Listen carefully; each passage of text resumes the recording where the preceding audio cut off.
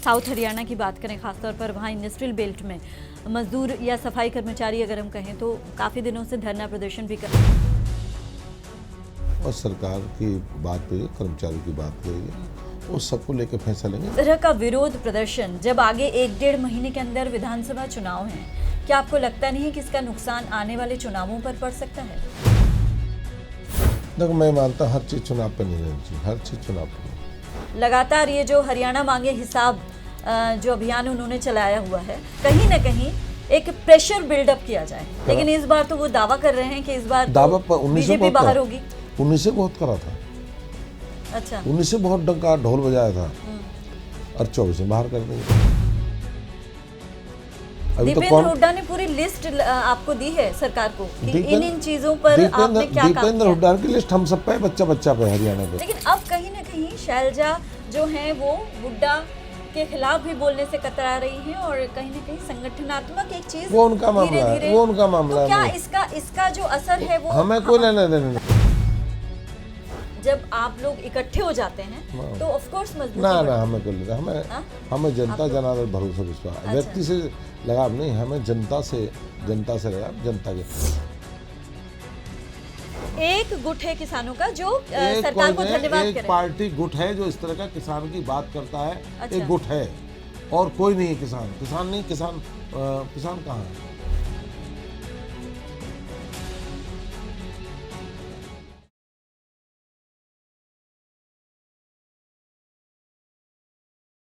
नमस्कार, स्पॉटलाइट हरियाणा में आपका स्वागत है। मैं हूं वैशाली चौधरी। मेरे साथ इस वक्त हैं हरियाणा के उद्योग, वाणिज्य व श्रम मंत्री मूलचंद शर्मा जी। हाल ही में कुछ बड़े फैसले श्रमिकों के हित में लिए गए हैं, तो सबसे पहले हम उनका स्वागत करेंगे। बहुत बहुत स्वागत है सर आपका। धन्यवाद सर, जैसे हाल ही में आपने एक बहुत अहम बैठक की और बैठक में कुछ अहम फैसले श्रमिकों को लेकर किए गए हैं। हम ये जानना चाहेंगे कि क्या क्या फैसले लिए गए हैं। मैं आपके चैनल के माध्यम से कहना चाहूँगा, औद्योगिक क्षेत्र को जितना बढ़ावा देना है वो श्रमिकों के कारण है, और बिना श्रमिक के उद्योग नहीं चल सकूँगा। जितने बढ़िया श्रमिक होगा उतना ही बढ़िया उद्योग चलेगा, उतना ही देश से दुनिया की मार्केट में आपका माल बिकेगा। और उद्योगों को हमें श्रमिकों के लिए पहले भी जो बच्चे, उनके जिस श्रमिक के बच्चे पढ़ते हैं मेरिट में, उनको स्कूटी देना, बेटी को स्कूटी देना, उनके मेरिट योग्यता के आधार पर उनको स्कूटी देते हैं। उनके बच्चों की बेटी है तो उसकी शादी के लिए भी हम पैसे देते हैं, और उसके इलाज के लिए भी हम पैसे देते हैं। भाई उसका इलाज है, इलाज में तो बढ़िया जगह इलाज है, उसकी फैक्ट्री में भोजन की व्यवस्था क्या है, किस तरह का भोजन देते हैं, कि उनका चेकअप होता है नहीं होता है, ये सब कानून बने हुए हैं। पर इसको हमने सख्ती के साथ सभी अधिकारियों को कहा है कि किसी भी कर्मचारी के साथ उसकी खाने की, भोजन की व्यवस्था, जो औद्योगिक क्षेत्र में जो नीति है, कानून है, उसके तहत होना चाहिए।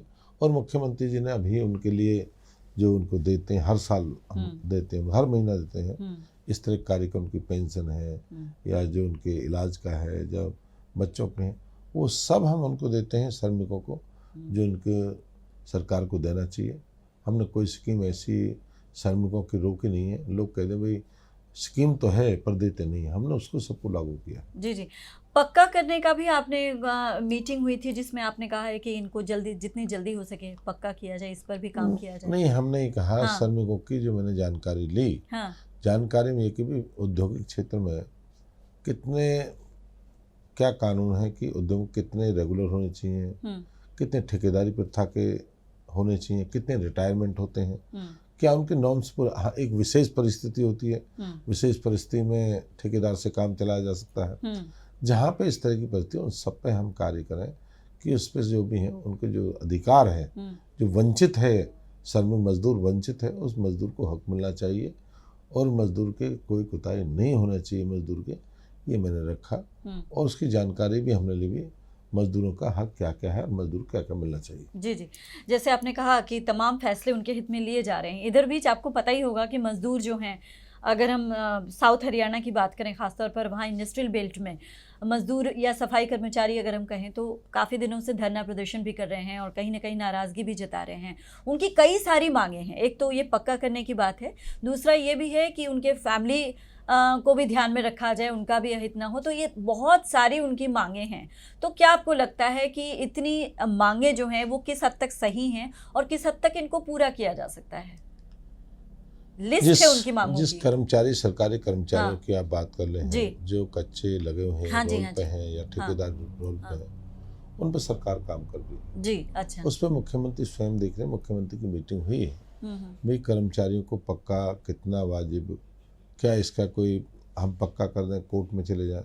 अच्छा। उस सबके क्राइटेरिया निकाल के जो भी कर्मचारियों के हित में है, सरकार उसका फैसला लेगी। कमेटी भी उन्होंने बनाई है और कमेटी भी गठित की है जो उनके कर्मचारियों के हित में होगी और सरकार की बात करेगी, कर्मचारियों की बात करेगी, उस सबको लेकर फैसला लेंगे जो कर्मचारियों के हित में होगा। जी जी बिल्कुल। अब जैसे इस तरह का विरोध प्रदर्शन जब आगे 1-1.5 महीने के अंदर विधानसभा चुनाव हैं, ऐसे में कर्मचारियों में इस तरह का असंतोष जो है, क्या आपको लगता नहीं है कि इसका नुकसान आने वाले चुनावों पर पड़ सकता है? देखो, मैं मानता हूँ हर चीज़ चुनाव पर नहीं रहनी चाहिए, हर चीज़ चुनाव पर नहीं। प्रदेश चलाना, अगर नाराजगी है सर। नहीं, प्रदेश चलाना, देश चलाना। जी। मैं कहता हूँ कि क्यों करें, क्यों धरना करें, क्यों प्रदर्शन करें? अगर उनकी जायज मांग है तो मांगेंगे। जायज मांग है कर्मचारी की, कर्मचारी को होना चाहिए। वो तो कह रहे हैं जायज मांगे हैं। नहीं, उनका तो कहना बिल्कुल ठीक है। हाँ। मैं भी कर्मचारी, मैं भी कहता हूँ जी। जो उनका क्राइटेरिया तय करेंगे, सरकार करेंगे और अपने कर्मचारी उनको बताने का प्रयास करेंगे। जो चीज़ होगी उसे बताएंगे, ये होगा, ये नहीं हो पाएगा। इसमें क्या है कहने की कर्मचारी, भाई आदमी, हर व्यक्ति का अपना अधिकार है, हर व्यक्ति अपनी बात कह सकता है, हर व्यक्ति का अधिकार है धरना करे, प्रदर्शन करे, पर जो कर्मचारियों के जो हित में जो फैसला सरकार लेगी वो बहुत बढ़िया लेने वाली है। जो कमेटी की जो रिपोर्ट होगी उस पर मुख्यमंत्री स्वयं इसको देख रहे हैं और स्वयं मुख्यमंत्री की जानकारी जुटाने के बाद लोगों के बीच में बताएंगे। जी। आपको पता है ना कि विरोधी दल जो हैं, चाहे वो INLD है, चाहे कांग्रेस है, चाहे अब तो JJP भी खुलकर सरकार के खिलाफ बोल रही है। अगर हम कांग्रेस की ही बात लें तो कांग्रेस रोजगार, श्रमिकों का मुद्दा, किसानों का मुद्दा, इन मुद्दों पर बहुत ज़्यादा मुखर है सरकार के खिलाफ। तो ख़ास तौर पर भूपेंद्र सिंह हुड्डा और कुमारी शैलजा भी कहती हैं। दीपेंद्र हुड्डा लगातार ये जो हरियाणा मांगे हिसाब जो अभियान उन्होंने चलाया हुआ है, उसमें मुख्य तौर पर उनका एजेंडा ही ये रहता है कि सरकार पर तरह तरह के आरोप लगाकर कहीं ना कहीं एक प्रेशर बिल्डअप किया जाए। तो आप लोग क्या प्रेशर ऐसा महसूस कर रहे हैं? मैं चौधरी भूपेंद्र हुड्डा, कांग्रेस से बात करता हूँ। हाँ। और मेरा राजनीति जिम्मेदारी 38 साल हो गया। जी बिल्कुल। और मैंने हर गली और गलियारे खिलान देखा। ठीक है।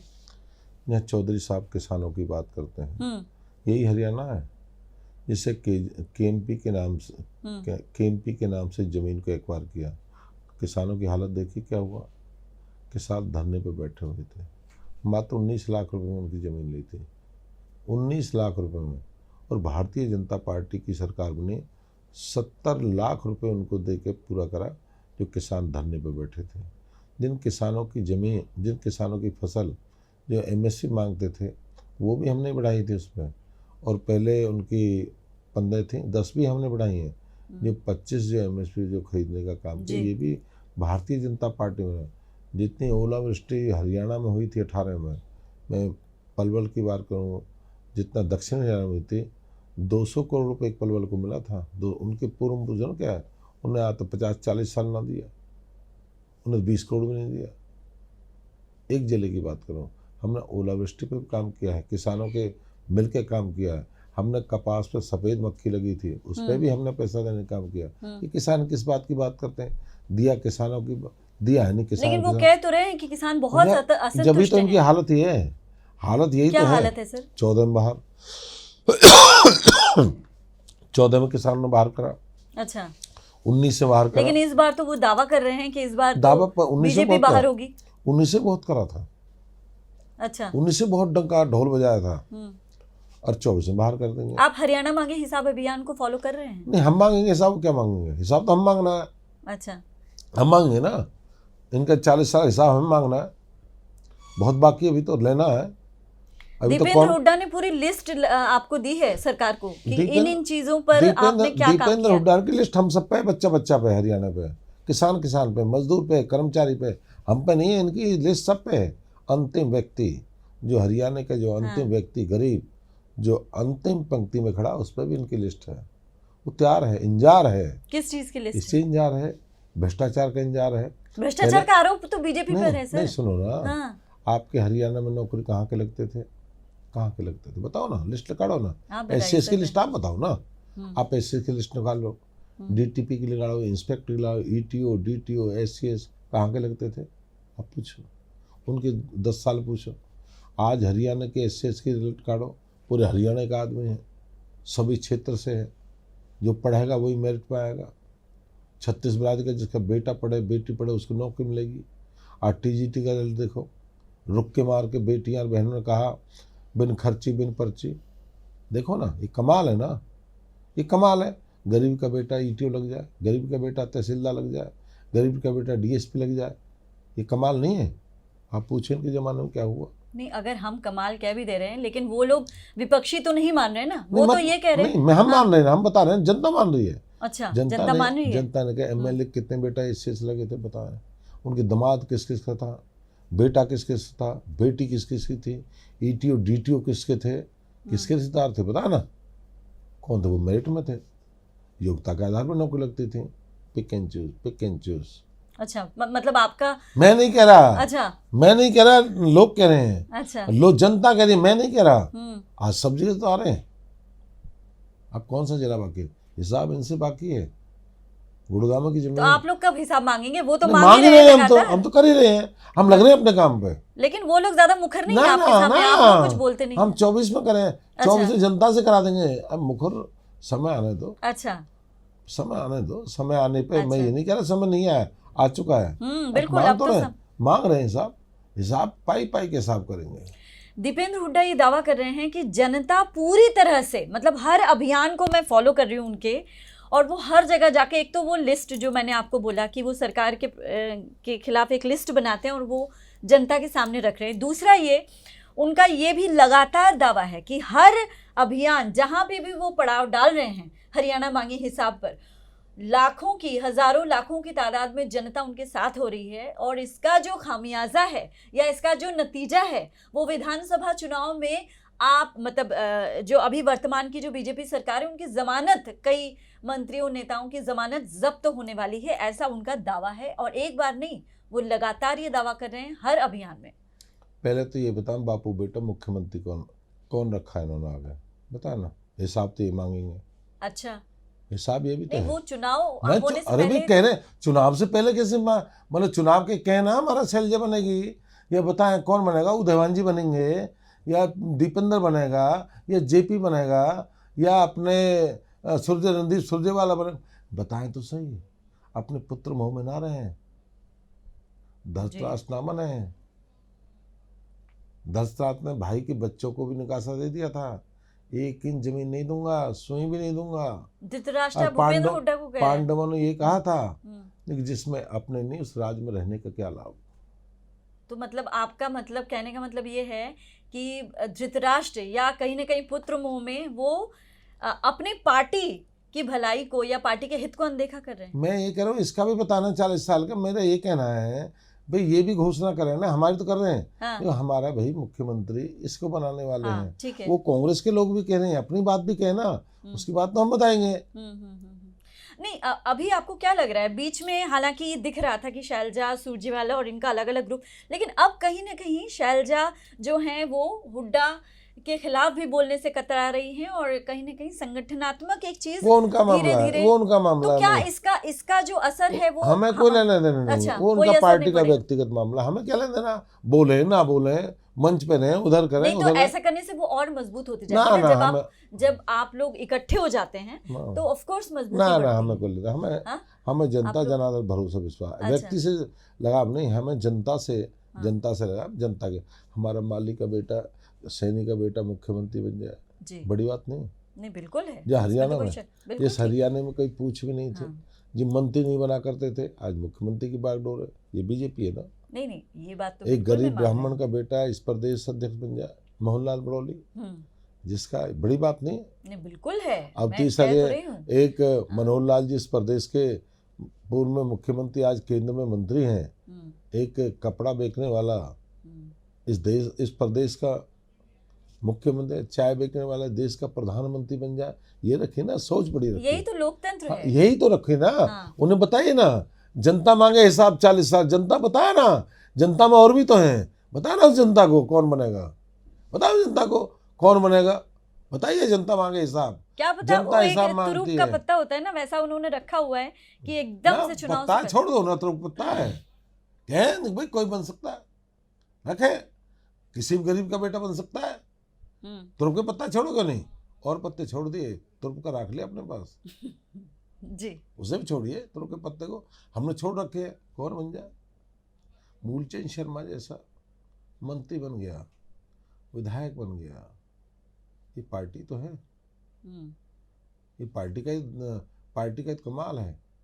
एक चाय बेचने वाला देश का प्रधानमंत्री, नहीं वो सब ये मैं कमाल नहीं है। नहीं, बिल्कुल है, मैं मान रही हूँ, लेकिन आप इस तरह से कह के आप कांग्रेस जैसे मतलब देश की सबसे पुरानी जो एक पार्टी है उसको, उसकी शक्ति और उसकी जो महत्ता है उसको आप नकार नहीं सकते। और प्रदेश कांग्रेस धीरे धीरे मजबूत होती जा रही है। मैंने कब कहा है? और विधानसभा चुनावों को लेकर मैंने कहा है सबसे बड़ी पार्टी देश की, जिस तरह की हालत इनकी, रोना आता है।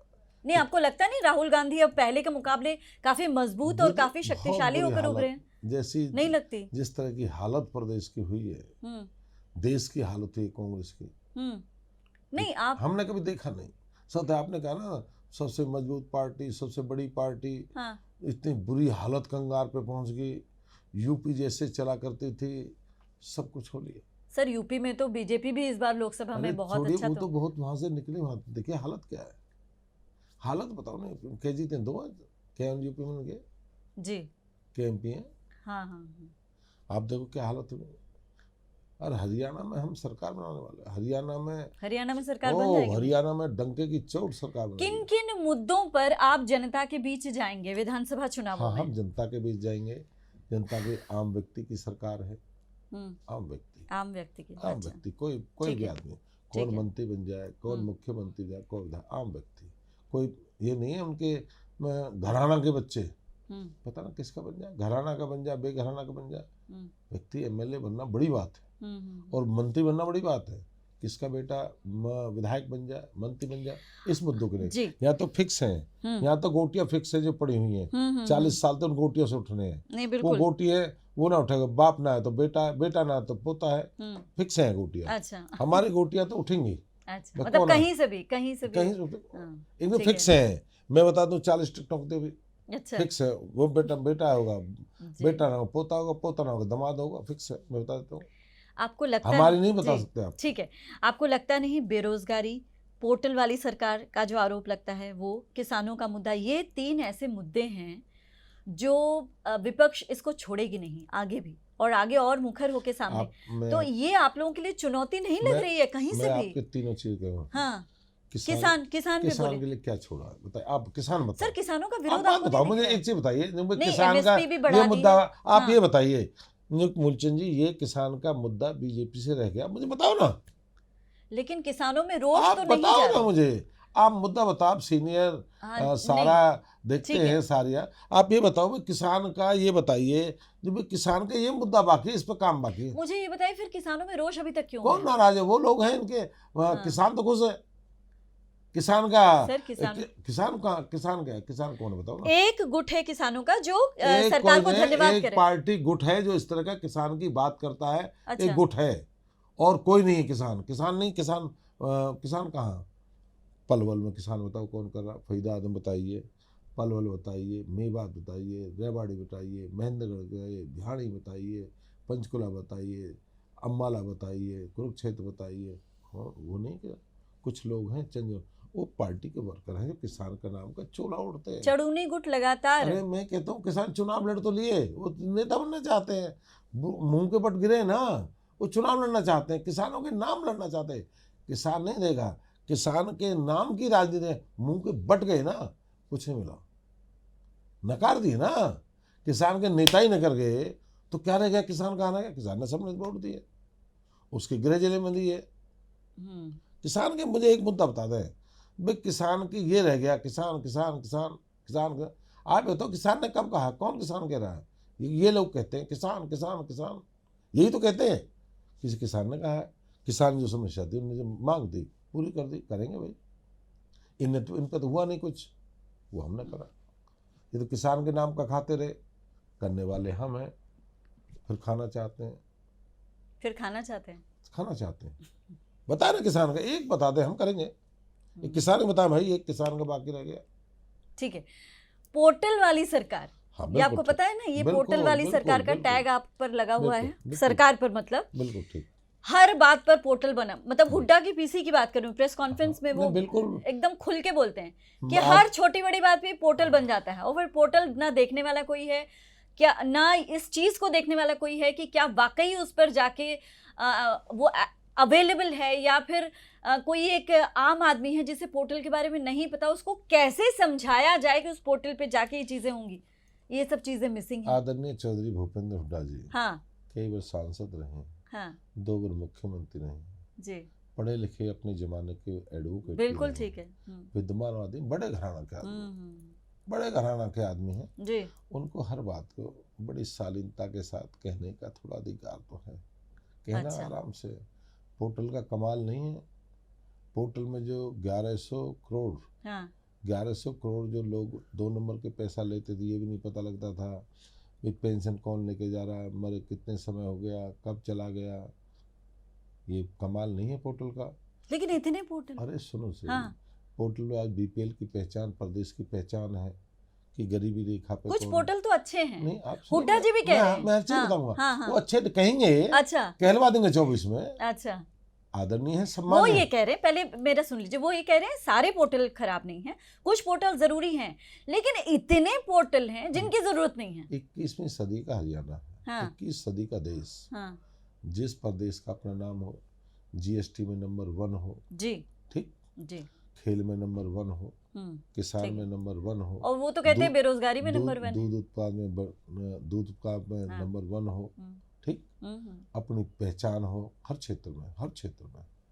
अगर पोर्टल उस प्रदेश में ना लगेगा, अगर पोर्टल से काम होंगे, आज स्मार्टफोन आए थे, हमें ये नहीं पता था कैसे चलेंगे, ठीक है, हमें कहते मिलाना और काटना, 2 ही था पे, मिलाना और काटना। आज पोर्टल पे अनपढ़ लोग भी सुबह शाम तक ग्रामीण आचरण जाओ, फेसबुक चला रहे, व्हाट्सएप कॉल चल रही है, देख रहे हैं ना, पता है ना, मतलब समय के साथ आगे बढ़ने वाले, समय का 21 सदी का हरियाणा। चौधरी साहब को एक पुराने जमाने के ग्रेजुएट हैं चौधरी साहब, यहाँ तो 21 सदी की मेरी बहनें चला रही हैं, कैसी बात कर रहे हैं, सब पता है। आप यहाँ चंडीगढ़ की लिखी बात को आप सिरसा में पढ़ लेना और जाके होडल में पढ़ लेना, हाँ, पलवल में, तो आपने चंडीगढ़ में 1 मिनट में घटना होगी ना, गैली कह देंगे ये हो गया। ये कमाल नहीं है, ये कमाल ही तो है 21 सदी का, साइंस का कमाल है। उनमें साथ साथ चलना चाहिए। अनपढ़ रखोगे हरियाणा को। आज हरियाणा में एक पोर्टल में रिजल्ट निकला, मुख्यमंत्री ने कहा ना, मैंने 7700 रिजल्ट तैयार करा, 70 बच्चे लगे टीजीटी, और रात को 12 बजे कहा जी रिजल्ट तैयार हो गया, देखो दबा दो बटन, पोर्टल का क्लियर हो गया। क्या परेशानी है? अखबार में छापते, फिर लिखते, फिर रोल नंबर काटते, एक ही बटन दबा, सारे प्रदेश के। और जो बेरोजगारी में नंबर 1 हरियाणा, हुड्डा जी का टैग है।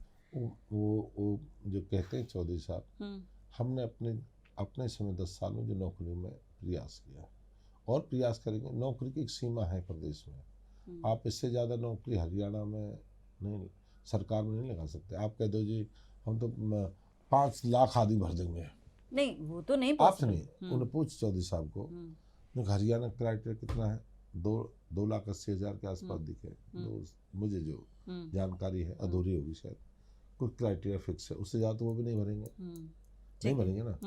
प्राइवेट सेक्टर में कितनी नौकरी है, प्राइवेट नौकरी पे देखिए कितने लोग लगे हैं प्राइवेट में, प्राइवेट नौकरी पे देखिए, प्राइवेट आईटी के क्षेत्र में देखिए।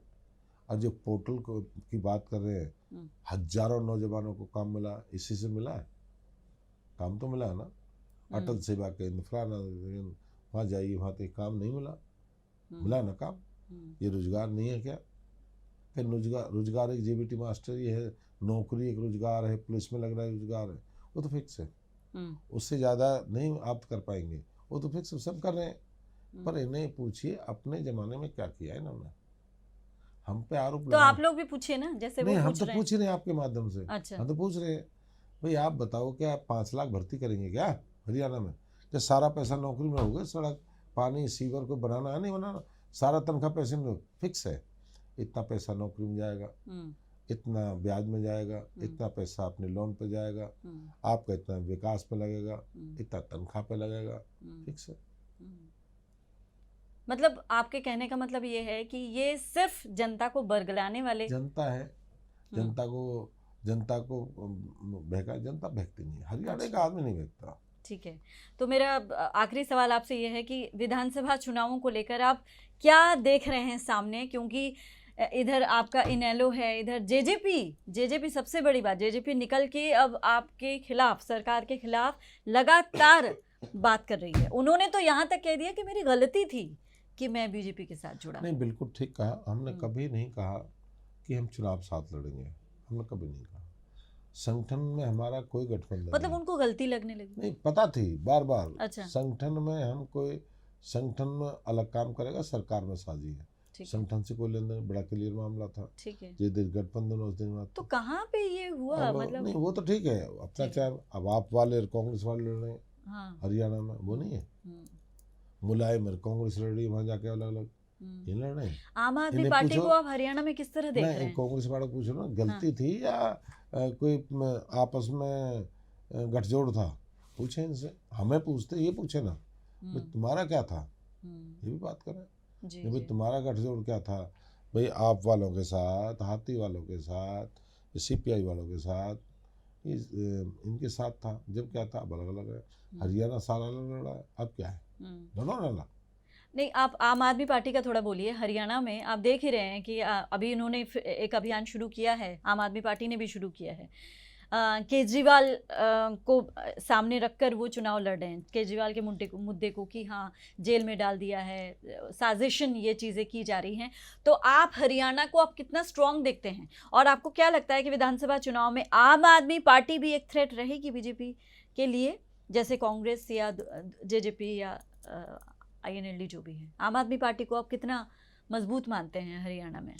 दिल्ली से मजबूत होकर निकले लोकसभा में भी तो। अच्छा, दिल्ली में सातों साफ हो गए दिखे हैं। दिल्ली में तो हाँ, दिल्ली। हरियाणा में साफ होली दिखे हैं, एक सीट मिली, 2 मिली थी, 1 मिली थी जी, साफ होली है। नहीं, इस बार की बात कीजिए। नहीं, अभी लोकसभा की बात कर रहे हैं। अच्छा, लोकसभा अभी साफ हुए हैं। हाँ, कुछ भी नहीं है। लोकसभा और विधानसभा अलग अलग चीजें होती हैं, स्थानीय मुद्दे। मैं 6 महीने पहले जुड़ा है, मैंने तो ये कहा वो देश की पंचायत है, ये प्रदेश की पंचायत है। इसमें प्रदेश की पंचायत में प्रदेश के मुद्दे होते हैं। प्रदेश के मुद्दे तो प्रदेश के लड़े जाते हैं, जो देश चुनाव कहीं का हो। नहीं, ठीक है। तो मेरा कहना है कि जिनकी हालत कोई बढ़िया रहने वाली नहीं है। अच्छा, आम आदमी पार्टी की बात कर रहे हैं? नहीं, मैं किसी की भी रहने वाली। अच्छा, मतलब कोई भी विपक्ष हो, मुद्दों पर इतना कॉन्फिडेंस आपको? नहीं, मुझे पता है। हाँ, अच्छा, अपने अपने काम करें, जिसका वोट किसी के 2 मिलेंगी, 4 मिलेंगी, 5 मिलेंगी, 10 ही मिलेंगी, 20 मिलेंगी, सबका जितना जनता है हिसाब देगी, जनता सबको देगी। मैं तो नहीं कहा सबको कुछ नहीं मिलेगा, सबको प्रसाद मिलेगा। ये तो प्रसाद है हनुमान जी का, वोट का प्रसाद ही तो है। किसी को मुट्ठी भर के मिल जाए, किसी को कम मिल जाए, किसी को 4 दाने मिल जाए। मतलब आप लोगों को मुट्ठी भर के मिलेगी और बाकी को थोड़ा थोड़ा? मैंने नहीं कहा मुझे मुट्ठी भर के मिल जाए, ये प्रसाद देगी जनता, जनता देगी, हम नहीं, हम तो मांगने वाले हैं। जी जी, बिल्कुल ठीक। हमारे लिए तो भगवान है जनता। ठीक है, तो भगवान का प्रसाद जब बटेगा चुनाव में, वो अलग ही परिणाम होगा। चलिए, देखते हैं विधानसभा चुनाव में किस तरह के नतीजे आते हैं, और लगातार जो आप लोगों की तरफ से दावे किए जा रहे हैं वो कितना सही साबित होते हैं, और कांग्रेस और आम आदमी पार्टी भी जो लगातार बोल रही है उसका कितना असर देखने को मिलता है। बहुत बहुत शुक्रिया सर हमारे साथ जुड़ने के लिए। तो ये थे कैबिनेट मंत्री मूलचंद शर्मा, जिन्होंने विधानसभा चुनावों से लेकर अपने डिपार्टमेंट में तमाम मुद्दों पर खुलकर बात की। इजाजत दीजिए, नमस्कार।